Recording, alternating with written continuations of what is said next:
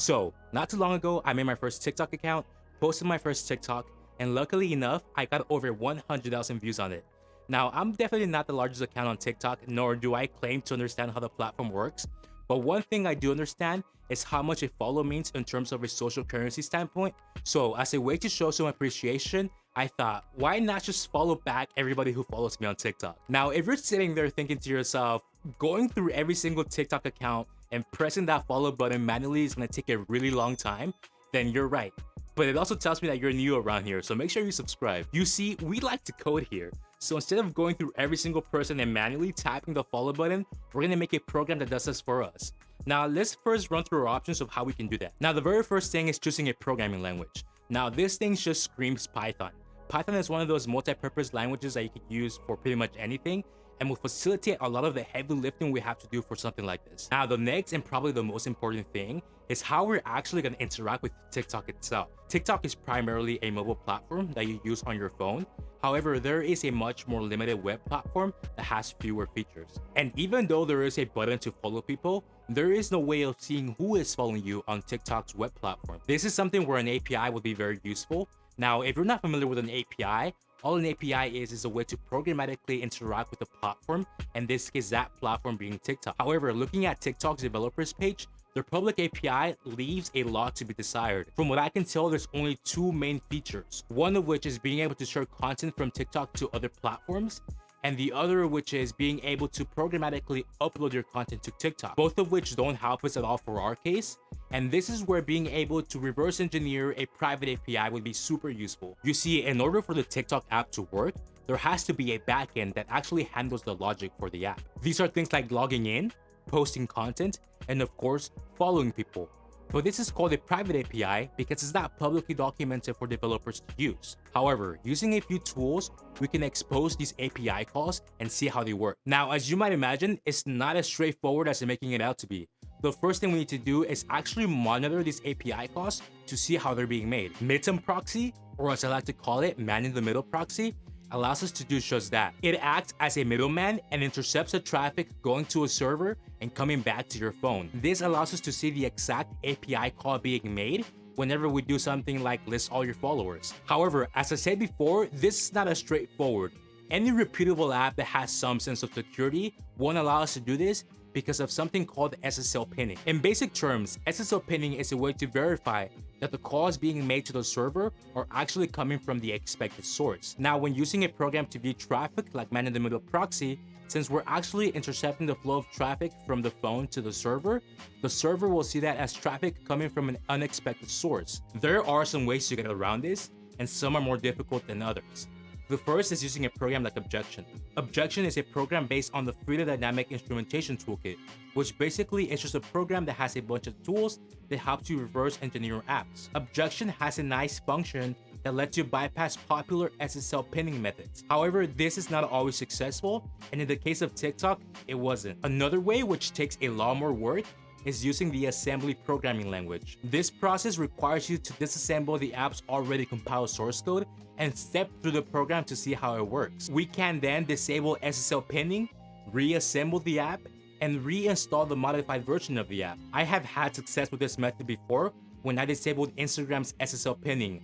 However, given that I'm trying to make a video about this, and that took a few days to accomplish, I thought it best to avoid this route this time. Another method that might be a hit or miss is actually using an older or modified device that might not necessarily adhere to the same security policy. In my case, I have a lot of older phones that I use for very specific projects, and using this Moto G, which is running an older version of Android using SlimROM, I was able to easily bypass SSL pinning without really having to do anything. All I had to do was set up man-in-the-middle proxy, tap on my followers list, and then I was able to immediately see the exact API call being used to list all my followers. Interestingly enough, the API call is not protected in any way, so I was able to just take the URL and put it in my browser and immediately see all the followers with some more useful information, like the total number of followers I have, or whether or not that API call is showing all of my followers, so I could go ahead and later use that information to programmatically retrieve all my followers. So at this point, we have everything we need.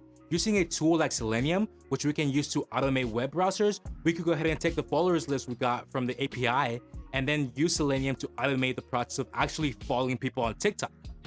Or at least that's what I thought. You see, after building the Selenium implementation, which literally took me like 5 minutes to do, it was really easy, I quickly realized that this was not gonna work. As it turns out, TikTok doesn't really like people using browsers to automate things on their website. So even though the program seemed to be working at the beginning, when I opened up the TikTok app, I saw that the changes were not taking effect. And since I'm able to follow people on a regular web browser, this is telling me that TikTok is actually blocking anything coming from an automated web browser. Okay, so what now? Well, I think the obvious next part is to be able to see if I could expose more of those API calls. This way I could interact with TikTok using the API they're using to actually follow people. But I ran into a problem here.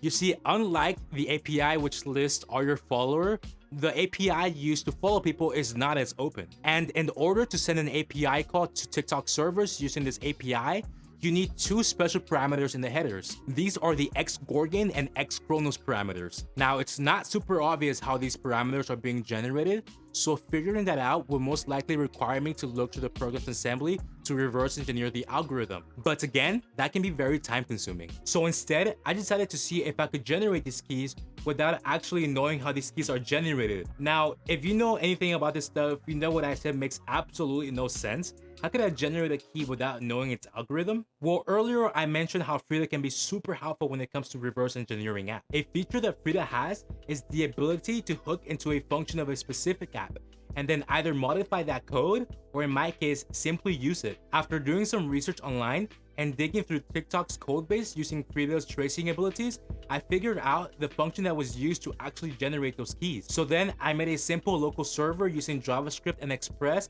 that allowed me to retrieve those keys from the app itself. So I'll be honest, my keys didn't work as cool as that process was, and I think it might be because I'm missing something very specific, but I am confident that it's actually working because the keys that are being generated by the app and the keys that I'm generating myself look very similar. So I think that might just be a matter of going through the rest of the code and see what I'm missing. However, I decided again, because of the sake of time, to go back later and figure out that issue to see if I can figure out what that difference is. Coming back to our original problem, how can we finish our program?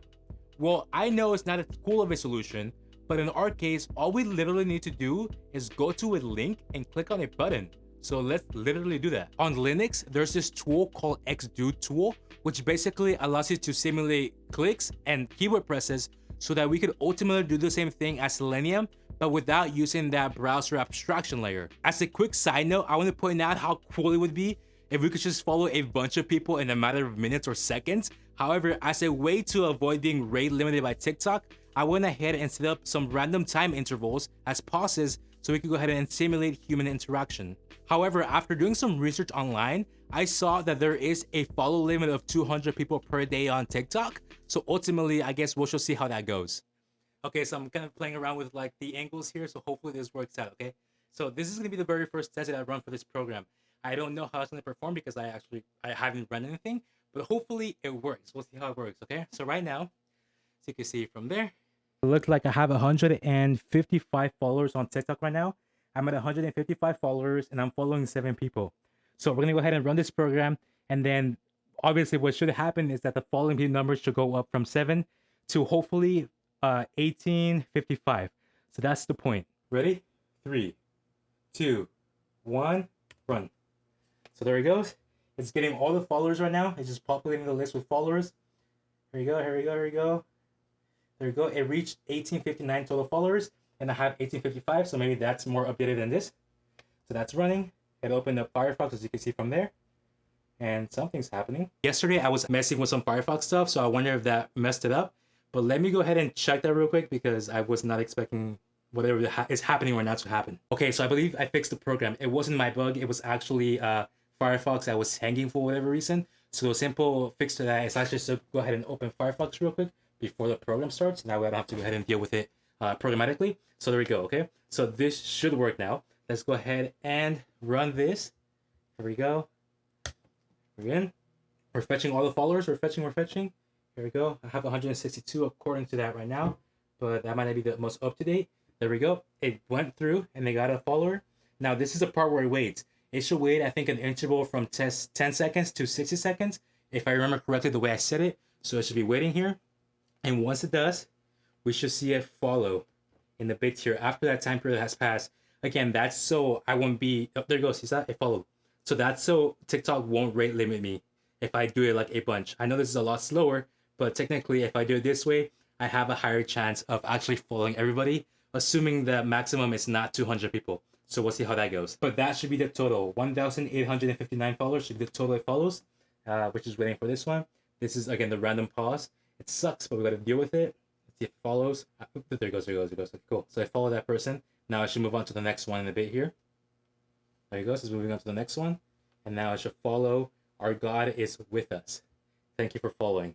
So yeah, we'll do that. I'm going to go ahead and put this back in the tripod and just going to leave it running to see how long it takes us before TikTok doesn't like us anymore. So we'll see. All right. So from the looks of it, it looks like it's still going. We're currently at 265 followers or following. We're following 265 people and we're still going. Like this is still going. And it's around, right now it's 10:23 p.m. So I'm going to go to sleep, but I'm obviously going to leave this running to see how that works out. So yeah, 265, you'll see right now. Just waiting for that. There you go. Follow. I'm going to go ahead and refresh it real quick. 266.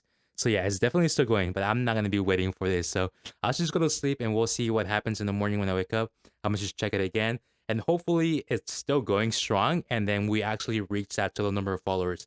So that's obviously the ultimate goal. So I guess we'll just see how that goes. All right, boys. So I stayed up a little later to kind of watch a movie and then check this out. I noticed that on this thing over here, skip that, remind me later. This thing over here is no longer updating. So we're stuck at 319 and look at that. You see that? It says account couldn't be followed or something along those lines. So I guess we reached our limit.